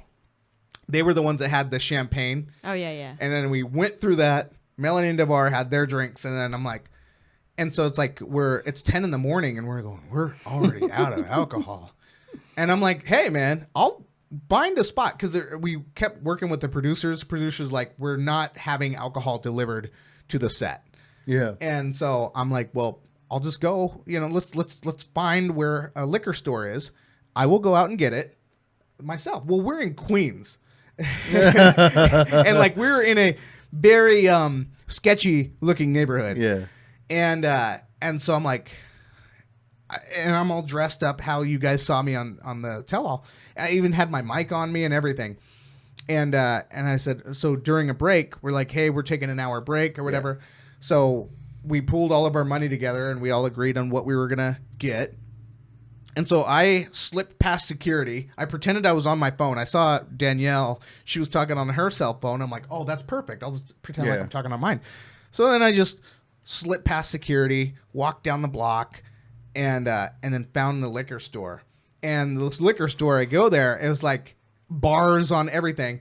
And I go in, and the guy was in there, and he's like, so nice. He was like, because I did not fit in. Yeah. Like I was clearly overdressed for the occasion, And so I'm going in, and he actually let me. They had this like security door, and he let me come in. I go, hey man, I need like 8 bottles of booze. Like you help me out, and I don't know what. He goes, man, come on in. I'll let you shop, And so it's let in, and so then other customers like, hey, can I get some help? And he's like, chill out. I'm helping this guy. And he's like, man, I thought he was your manager. So I'm like hand picking bottles, right? So I got 8 bottles and I got that out. Now I'm going, dude, I'm getting looks from people. Like I thought I was going to get jumped. And so I pay the guy the money. I think I gave him some tips because there was money left over. I'm like, dude, man, thank you so much. You helped me out. That was awesome. So now it dawns on me, and I'm starting to like sober up a little bit. I got to make it all the way back to the studio, which was like 6 blocks. Oh, really? And I had to walk. And now I'm getting scared. Watching your back like, in Queens. So, yeah. And, but I made it back, and, then we got way, way too drunk. And that wasn't the funny part. But the funny part was like actually, going through security and making it happen. And that was cool. And then there was another time, remember after we were done filming, when there was, so Muhammad was he was like known as the cheat, right? Like, oh, he has all these girls or whatever. So we had actually taken Muhammad under our wings. We're like, man, he is getting really just pummeled by the whole cast, and it didn't sit right with us. We're just like, man. So we just took Muhammad to what was the Ripley's Believe It or Not. He went with us on that, and he just kind of stayed the night with us. We let some of the cast, they were all meeting up, and they invited us, but we were like, nah, we're just gonna do our own thing. Yeah. So we teamed up with Muhammad and just went with him and had a good time with him. Well, so I don't know what I was doing, but I was kind of like lagging behind. And Muhammad and Daya are walking alone down the street together. Yeah. I was probably eating. I think that's what I was doing. I was just eating. And those New York hot dogs, though. Oh, yeah. Oh, yeah. But anyway, so then all of a sudden, Melanie and DeVar run up on Daya and Muhammad. Like, oh, hey, guys. Thinking like that they busted him or something. That's what it looked like. And then I come up on them like, hey, guys, what's going on? And then all of a sudden it was like, oh, okay. Oh, shoot. Let me finally find out the truth. Yeah, well, it was just like, poor Muhammad. So, like, what were your... when there were certain things going down on the show, like when people started getting in each other's faces or just saying things amongst each other, like what were your reactions towards that? Like, whoa, like I can't believe this is going on, or like this is the juice that the show's looking for. But what were your guys' thoughts like in the back of your head? Like, man, people are really just gonna get mad over certain things. No, to me, like I was quiet the whole time. Yeah. I was so quiet. I was like, these people are like ridiculous. Yeah. Like. It's as if they're perfect couples. Yeah. They're not. When the time they asked me why I was so quiet, I was like, well, as a couple, we're not perfect either. Yeah. Like, if whoever in this couple that are perfect, then they can throw stone at us. Yeah. But like with what I am seeing with these people, like they have their own problem, we have our own problem, then that's not for us. We don't have the right to judge at all. Yeah, for sure. Yeah, they edited that one. They edited that one, but there was one producer that approached me, and he was like, "You know what? I am so proud of you for saying what you feel during the tell." Yeah. I'm like, "Well, that's true. Yeah, it's true. Yeah, Like- for sure. Like, I'm not perfect. Mm-hmm. Me and Brett are not perfect. We fight, we argue a lot, and that doesn't give me the right to like say bad about the other couples because they're the only ones that knew the problem. So like even if I say my opinion to them, like will it help to them? No, Yeah. it's only gonna get worse. Mm-hmm. Yeah. What about you, man? I was drunk. So You're just like, eh. I was just sitting there the whole going like, oh, why did I drink so much? Oh God. You're just thinking And then, about the hangover. and then next morning. anytime like the cast would react, Daya would put her hand on my leg. Yeah. Like, no. That's the No, thing. no Winco situation here. All right. And I was like, all right. So what makes you? I noticed that, and you've told me before everything all this went down, you were gonna bust a rap. What made you? What made you want to drop those bars on air? That was okay. Starting from the first, so here's how it went down. Starting from the first season that we were on, they wanted me to bust a rap at the wedding, and I was like, no, I can't do that. No, I'm not gonna do that on my wedding, right? And so then, because they found out, so my whole claim to fame at that time was I had opened for Sir Mix-a-Lot. Yeah. Back in the day when I lived in Montana, I swore to God I was going to be a rapper. She's all laughing like and I really, I mean, I was going hard, right? And so when I got to open for Sir Mix-a-Lot, I was like, yeah, I made it, Yeah. and it just nothing came from it because. Part of it was because I quit. Yeah. I quit along the way. And also, it was not, as I got older, I started realizing the lifestyle that was being glorified in the industry was not really something I wanted to promote. And so as I got older, I started to kind of pull away from it. Yeah. But the show was like, no, you got to do this. Like, we really want you to. People are gonna love it. They're gonna love it, right? Yeah. And so I would like dabble with hip hop from now and then. Like even now, I'll still like write some stuff if something comes to my to mind. I'll still do it, but nothing ever to take seriously.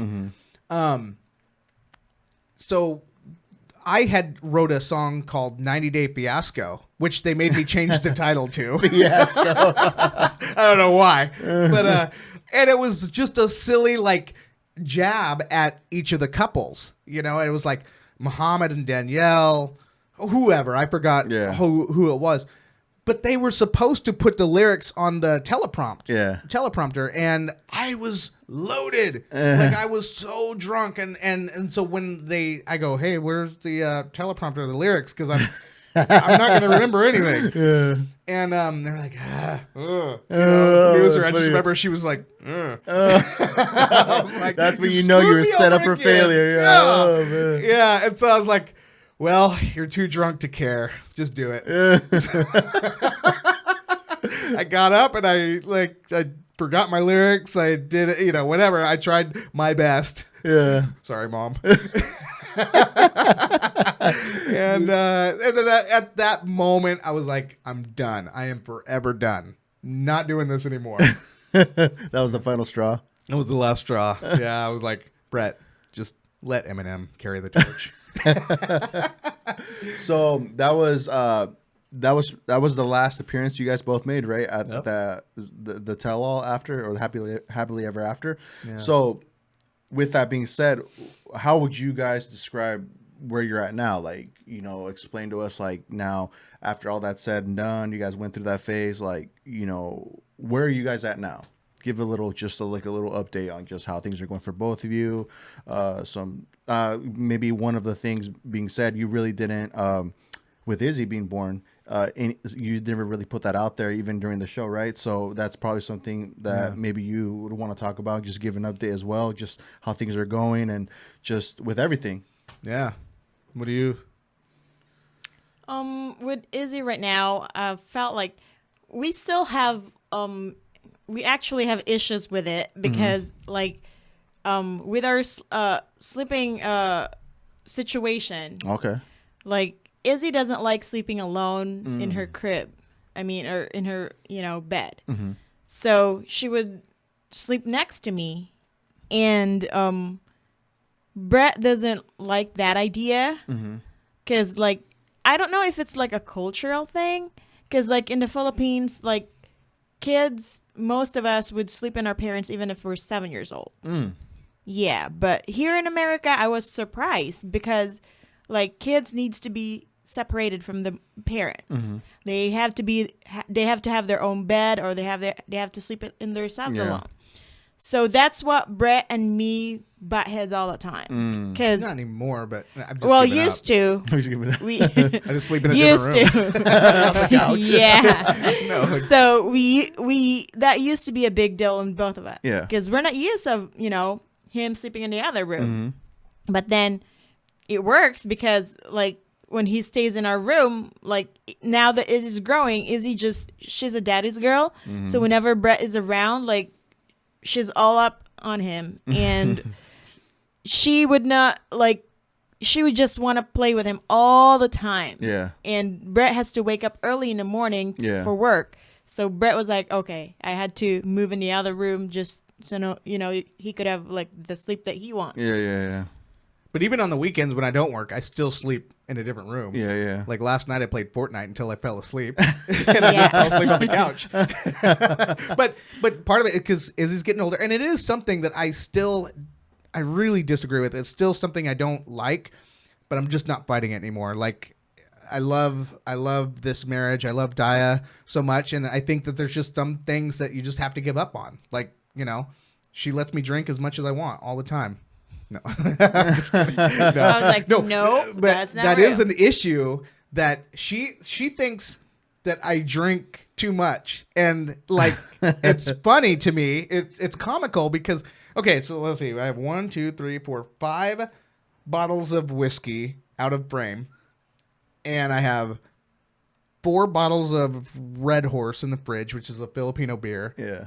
3 Alaskan Ambers in the fridge that have been there for over a month. The Red Horse has been there a year. Yeah. Like a long time. I just don't drink that much. And it's just like, it's something I get nailed on. And I get it. She does not want me to become an alcoholic. She's seen my own family. Like I watched, my mom married this guy. And when I was 12, so she met him when I was 10. When I was 12, I saw his brother get sentenced to life in prison without parole. Yeah. So, it's real. Like, alcoholism is a part of what I saw growing up. I saw it happen with my best friend growing up. I saw him with his struggles, and it's just like, I love him like a brother, even to this day, even though I don't talk to him, but I saw the things that alcohol has done. So with me in my own life, I try to be very careful with it. And, I drink it socially, but I don't drink it every day. It's mostly like when we're doing an episode for the podcast to loosen up the feelings or whatever.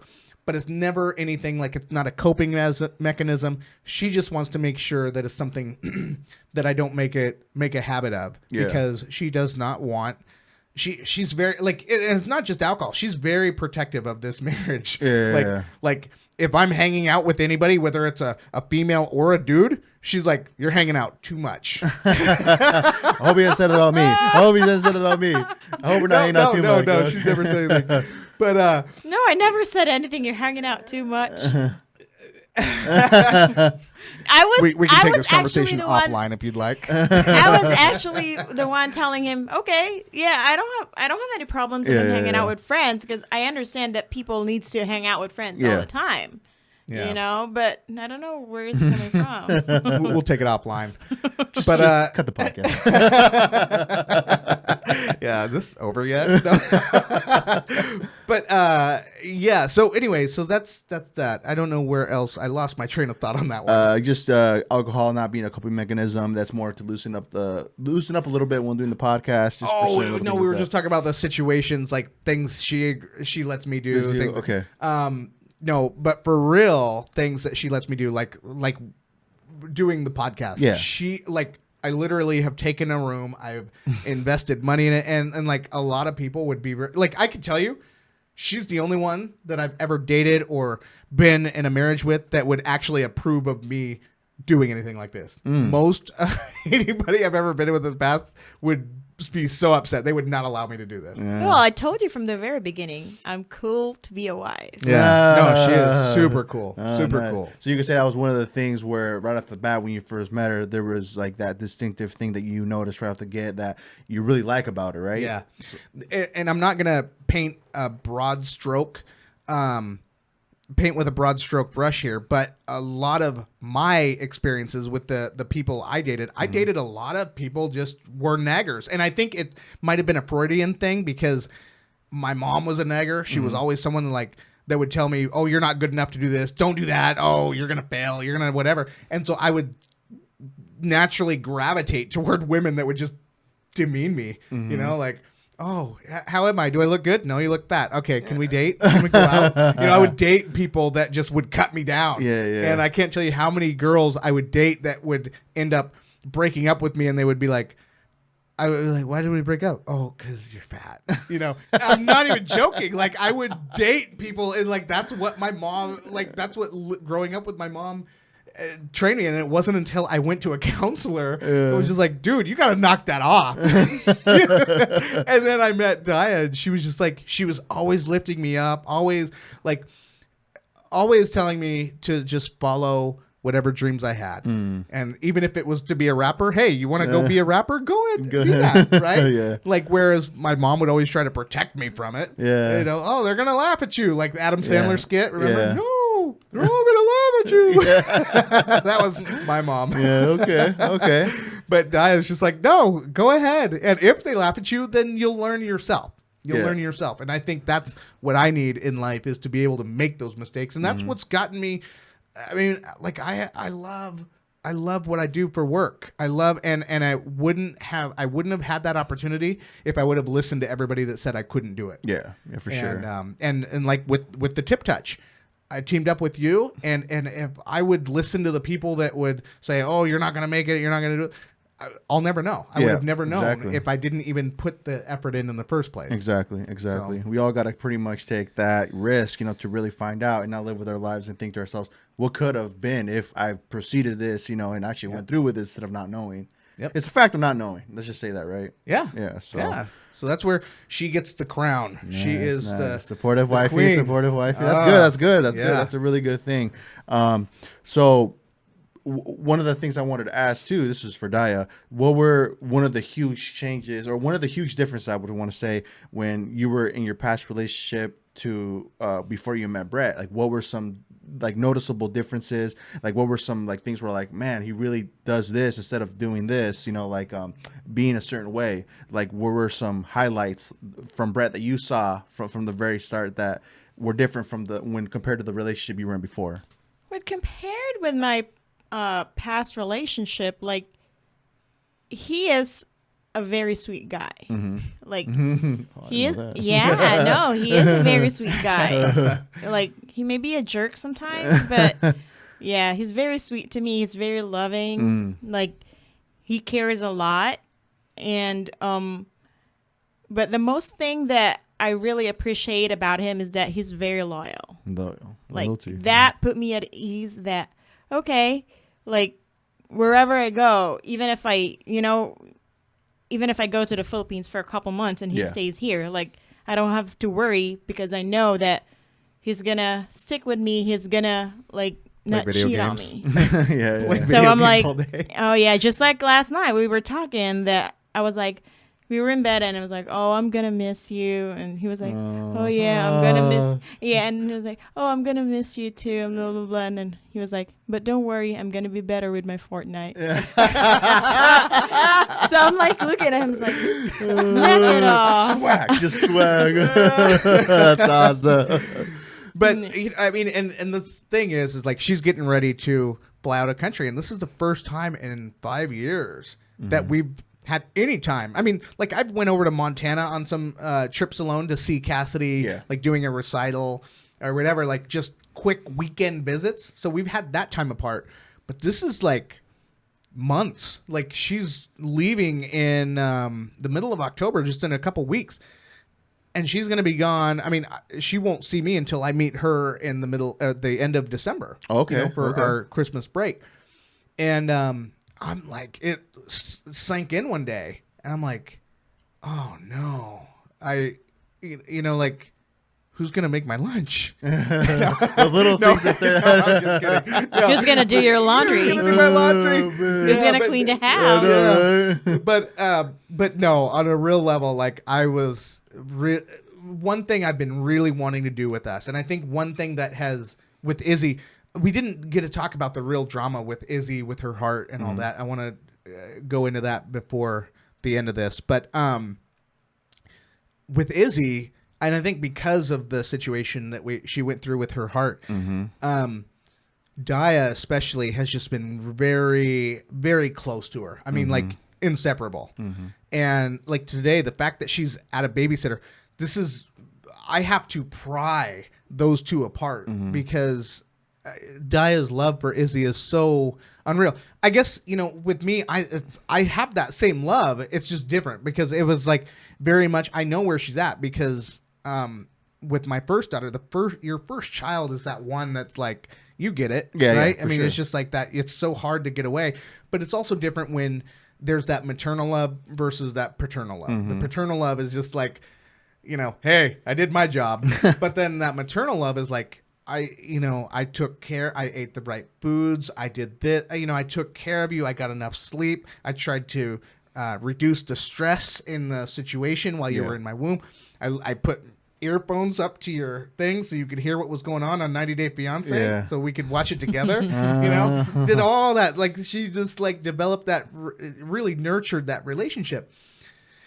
So that's been sort of a problem with our relationship, though, in our marriage, is that I'm like, I need time with you alone.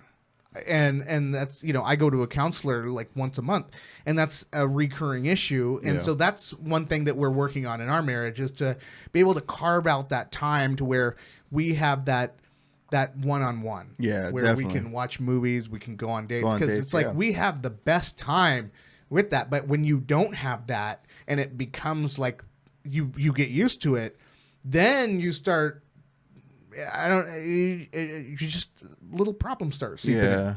And then all of a sudden you're getting frustrated, and it's not until you take some time to think about like, oh, it's because we're not getting time with each other. And so it's so crucial for us to have that, and that's what we're trying to work on. It's definitely, it's like keeping that that fire ignited. You need to have that counterbalance to where it's being good with the whole family, but at the same time, you need to be with your specific other alone time. Like you're saying, going on dates, going to movies. It could be just taking a trip. But even for me, like when me and my wife, like when we go to the grocery store by ourselves, that itself is like good because it's just me and her bonding. Where we don't really gotta attend to Madeline, being there. She's with grandma, but I can kind of get from her perspective though, to where it is hard because Monica's always constantly checking her phone, making sure everything's good. Nothing's worse. So you understand that bond and that relationship and that love they have for their baby. So it's like we all have that in common, I guess you can say. You start seeing those similar traits, and it's very true. It is important to really kind of find that time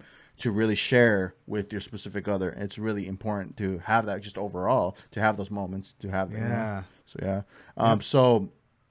So you wanted to go into the Izzy's heart problem, just to give an update on that. So that was one thing. So like So going on the show, this is one thing the show asked us if we would ever participate with them. And I didn't trust that they could take this story and tell it the way that we wanted, tell the truth, right? So that's part of why we've just been really deflecting taking part with them. But that was the hardest thing that we faced in our marriage. And so basically what happened was, so we had Izzy in July of 17, and the whole time everything was normal. Yeah. Everything was normal. It was a normal birth. Every ultrascan we got, everything showed up normal. Yeah. There was no cause for alarm or anything. She gives birth, and it was just like, it's weird because it was crazy. It was just a crazy time. But she gives birth, and then all of a sudden, so first her shoulder gets stuck coming out. Yeah. Izzy's shoulder gets stuck. And so that's the first thing that we ran into, but they, took care of that. They pulled her out, and they're checking her vitals, and I can just see that everybody got quiet. And I'm thinking, I just knew, like there was this sickening feeling that just in my stomach that hit me. Yeah. Something isn't right, and I just knew it. I knew it right off the bat. And but I have Cassidy in the room. Cassidy's in the room. I have her, and I'm thinking, whatever it is, you don't have time to stress. You've got to be the strong one here. Yeah. So I knew that, and so I'm like, okay. So they're saying, okay, well, we heard a murmur on her, in her heart. In her heartbeat. And so we're going, okay, well, I don't know anything about this. I've only had healthy children to this point, so I don't know what this means. And so everybody's like kind of like treating it okay. Well, anyway, so then it was like maybe 2 weeks later, we took her in, and the doctor for Seattle Children's had her, and he checked her, and he says she has to go in for an emergency operation. This is an emergency. She can't go much longer. And, that's where it was just like, oh, gosh, what's happened? Yeah. What's happened? And so then all of a sudden you're learning. So basically what happened was she has her aortic valve was, it's split in like, the peace sign where it splits into three. Well, two of them were webbed together. So it was creating blockage. And your aortic valve, that's your main valve going into your heart. So she's not getting all the blood that she needs. So they have to, here she is, exactly 3 weeks to the day of her birth.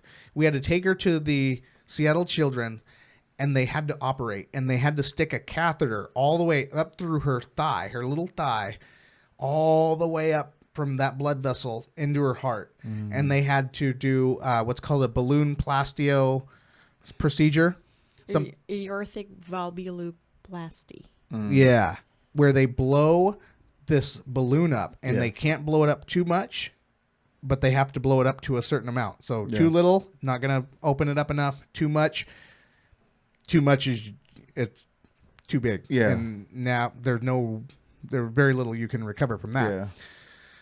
So, so that's where the operation was a success. But I just like the fear, like we're just holding each other through that. We're trying to support each other. We're trying to be strong. Yeah. But like inside, I'm crushed. Yeah, for sure. For sure. It was like, and I knew she was crushed. Yeah. That was the most devastating day of my life when I found out. When I heard the doctor was saying, "Oh, she has to go on an operation," I started crying right in front of the doctor. Yeah. Like I'm like, no, like in my mind, I'm like, no, you're making a mistake. Yeah, You're yeah. Like, you gotta say it again. Yeah. Like I want to hear good news. Like it's not real. Like it's not reality. Yeah. So then I was like, started crying, and I'm like, I can't stop myself. Like to some it would be an embarrassment crying in front of them, but like to me, I was like, I don't care. Yeah. Like, this is what I feel. Yeah. Like I was like, can you say something that is good? I don't want to hear that. Yeah. Yeah. Like I felt like I was in denial at the time, but.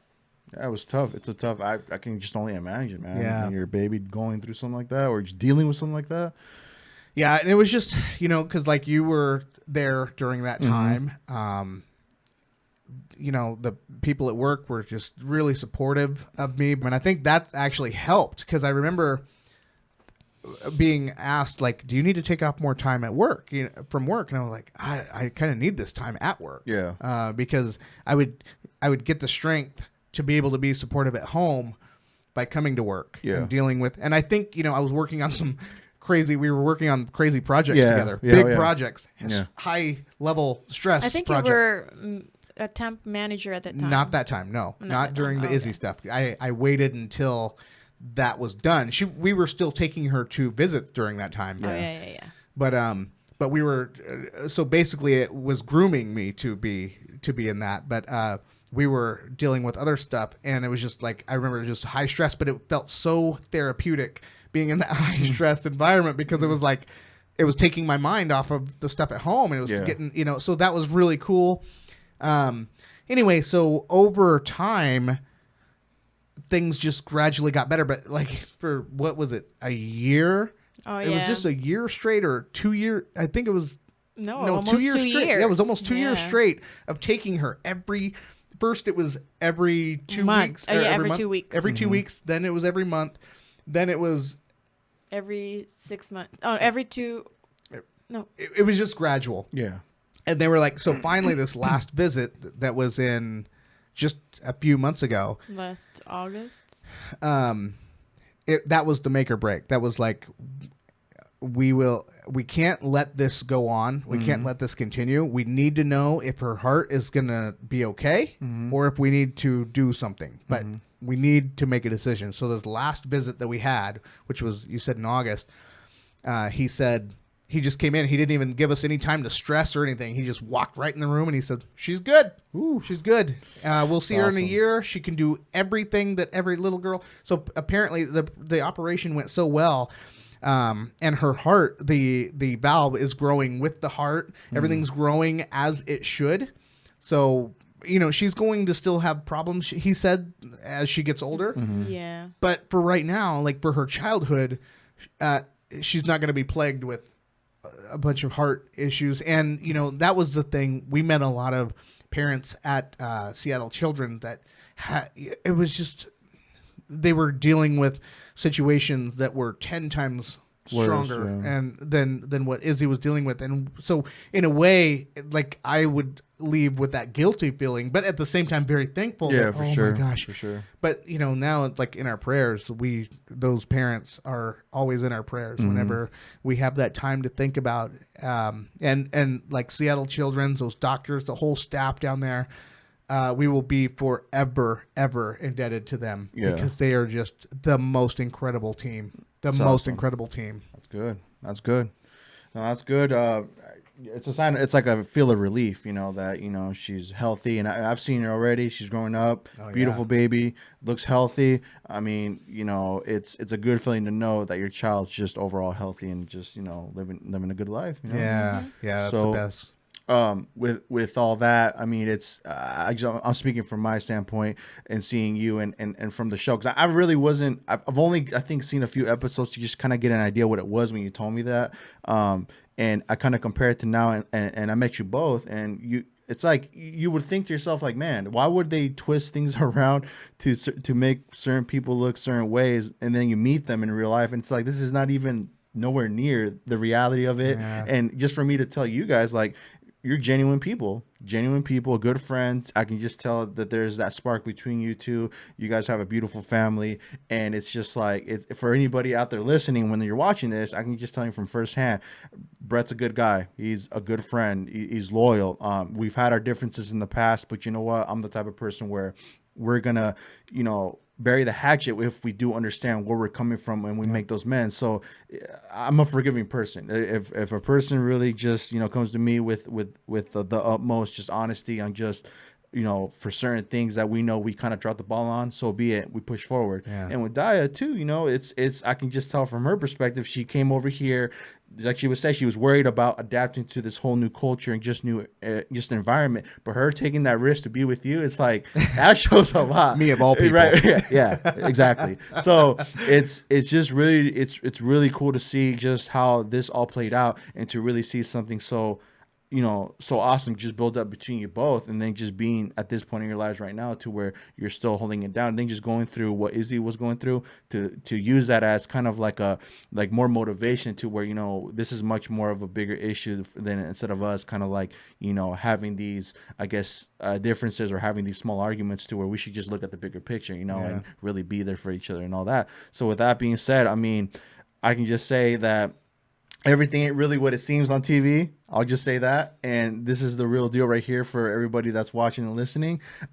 Is there anything that you two would want to say, like, just to kind of throw out there in the air and let everybody know, like, just kind of between you two right now, like with everything that's been transpired since the show's aired, like, is there anything that you guys would want to put out there just to kind of like give everybody a heads up on just anything?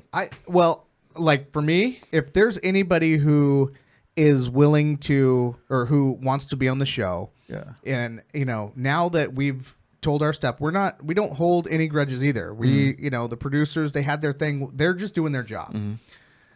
But sometimes their job sort of clashes with your best interest. Mm-hmm.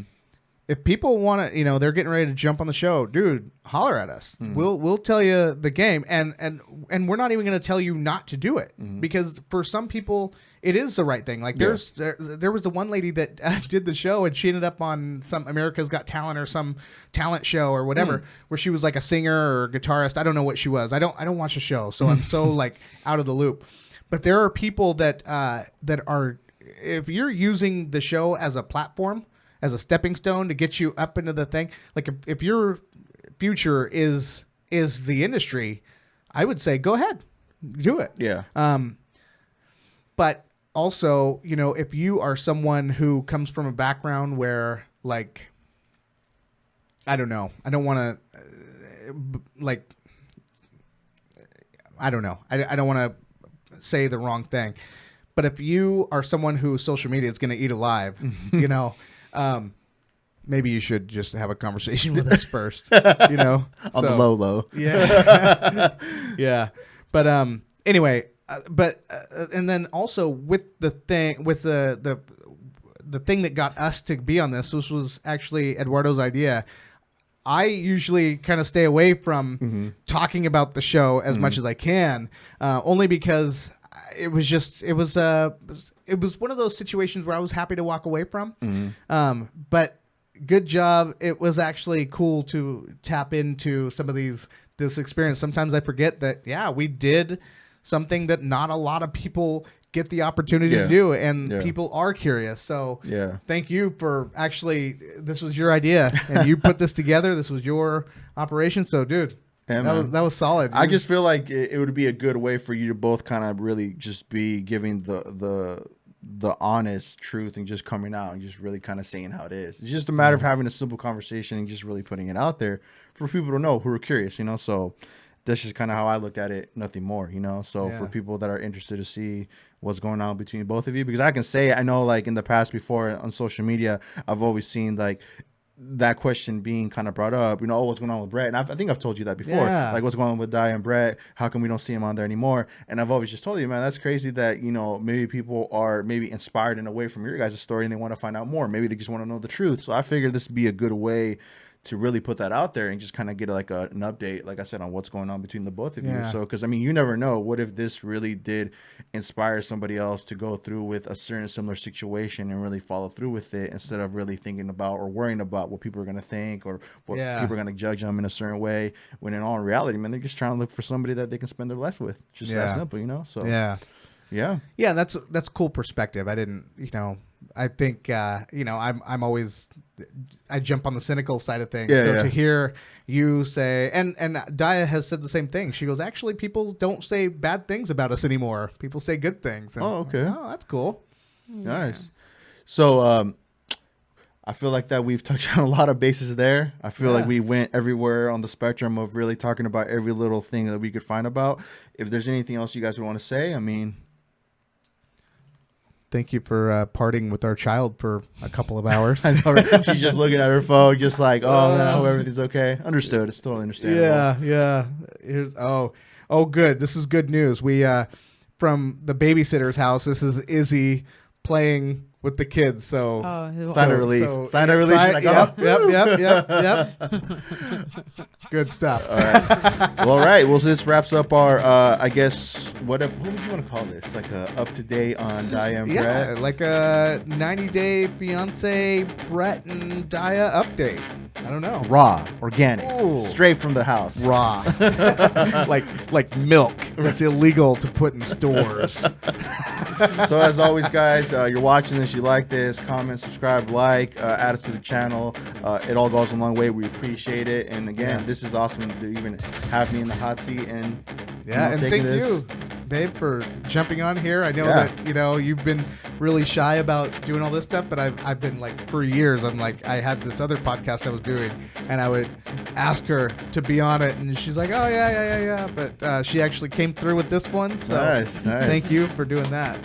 And now I'm gonna have to go. I told you, I'm very supportive. That's good. That's good. I still think I paid for the Remington. All right. That concludes it. That's a wrap.